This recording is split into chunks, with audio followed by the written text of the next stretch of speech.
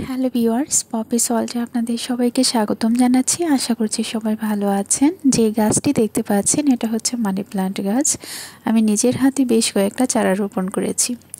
চলে এসেছি আমরা আমাদের নতুন বাড়িতে। রান্নাবান্না করার মতন সব রকম ব্যবস্থা এখানে এখনও তৈরি হয়নি, তো হাতের নাগালে টুকটাক যা মশলা ছিল, তো চিকেন ফ্রাই করছি। অল্প একটু বেসন নিয়েছি, বেসনে ডুবিয়ে ডুবিয়ে চিকেনটা জাস্ট একটু ফ্রাই করে নিচ্ছি। হলুদের গুঁড়া, মরিচের গুঁড়া, তারপর দিয়েছি একটু স্বাদ মতো লবণ, আর বেসনে ডুবিয়ে এইরকম একটা ফ্রাইয়ের ব্যবস্থা করা হয়েছে। তো মাটির চুলাতে রান্নার আয়োজনটা করা হয়েছে। এখানে চিকেন ফ্রাইগুলো কিন্তু বেশ ভালো লেগেছে, যদিও এটাতে অল্প মশলা ছিল এবং ওই রকমভাবে তৈরি করা হয়নি। তারপর চিকেন বলে কথা, একটু তো টেস্ট হবেই। এই যে তৈরি করে নিয়েছি এবং সবাই আমরা খেয়ে নিলাম। তো আমার রান্নার জায়গাটা থেকে এই প্রাকৃতিক পরিবেশটা দেখা যায়, খুবই ভালো লাগে। তো বিরিয়ানি তৈরি করার জন্য মাটির চুলাতে আমি একটা হাঁড়ি বসিয়ে দিয়েছি। গরম তেলে বরাবরের মতনই পেঁয়াজ কুচি, তারপর দিয়েছি তেজপাতা, সবগুলো একসাথে ভালো করে একটু ভেজে নিয়ে তারপর চিকেনটা দিয়ে দিলাম। রান্নাবান্না করতে আমার খুবই ভালো লাগে।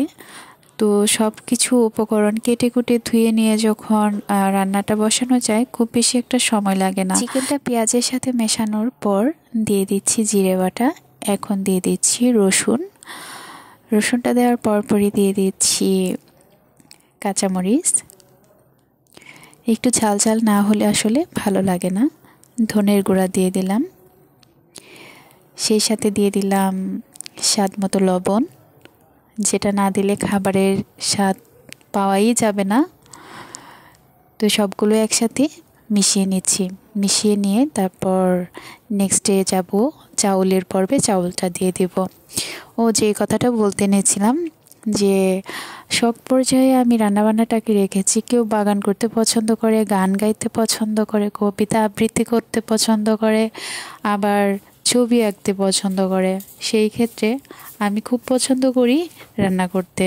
এই সময়ের মাঝখানে আমি 2টা আলু ভালো করে ভেজে নিয়েছিলাম, দিয়ে দিয়েছি। দিয়ে ভালো করে একটু 1-2 মিনিটের মতো রান্না করেছি। এখন দিয়ে দিচ্ছি চাউল এবং লবণ।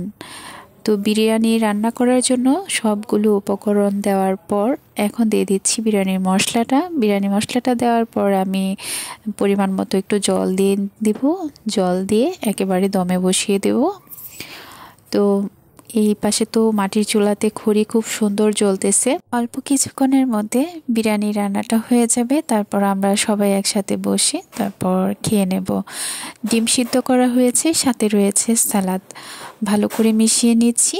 এটা মাঝামাঝি পর্যায়ে ছিল, তো মাঝামাঝি পর্যায়ে যেহেতু এই বিরিয়ানি রান্না করাটা হচ্ছে, ঢাকনি দিয়ে ঢেকে রাখবো শেষ হওয়ার আগ পর্যন্ত। সেই সাথে প্রাকৃতিক পরিবেশটা দেখাচ্ছি এবং উনুনের জালটাও দেখিয়ে দিলাম। খুব সুন্দর জ্বলছে এবং আমার কাছে মনে হয়েছে অল্প খড়িতেই রান্নাটা হয়ে গেছে। তো আমার এটা হচ্ছে আমার ফিউচার প্ল্যান, যে রান্নাঘরটা, সেই রান্নাঘরের জানলা থেকে এই পরিবেশটা দেখা যায়। তো শেষ পর্যায়ে আমাদের তৈরি হয়ে গেছে বিরিয়ানি। সেই সাথে রয়েছে ডিম সিদ্ধ, সালাদ। আমরা সবাই ওয়ান টাইম যে প্লেটগুলো রয়েছে সেগুলোতে আমরা খেয়ে নেব। এর সাথে কোল্ড ড্রিঙ্কস রয়েছে। এই যে সালাদগুলো কেটে নিয়েছে আর ডিম সিদ্ধটা নিয়ে নিলাম। তো একে একে আমরা প্লেটে সবাই নিয়ে নিচ্ছি। নিয়ে তারপর আমরা খুব মজা করে, এনজয় করে আজকের এই খাবারগুলো খেয়ে নিলাম আমাদের নতুন বাড়িতে। এতক্ষণ পর্যন্ত ধৈর্য ধরে যারা আমার এই ভিডিওটি দেখেছেন তাদেরকে অসংখ্য ধন্যবাদ জানাচ্ছি। সেই সাথে আরও ধন্যবাদ জানাচ্ছি পপিস ওয়ার্ল্ডের সদস্য হওয়ার জন্য। তো ভালো লাগলে অবশ্যই কমেন্ট করে জানাবেন। সবাই নিরাপদে থাকুন, সুস্থ থাকুন, এই প্রত্যাশায় আজকের মতো এখানেই রাখছি। সালাদ আইটেমের মধ্যে রয়েছে গাজর, টমেটো, শসা, পেঁয়াজ আর লেবু তো নিয়েছি।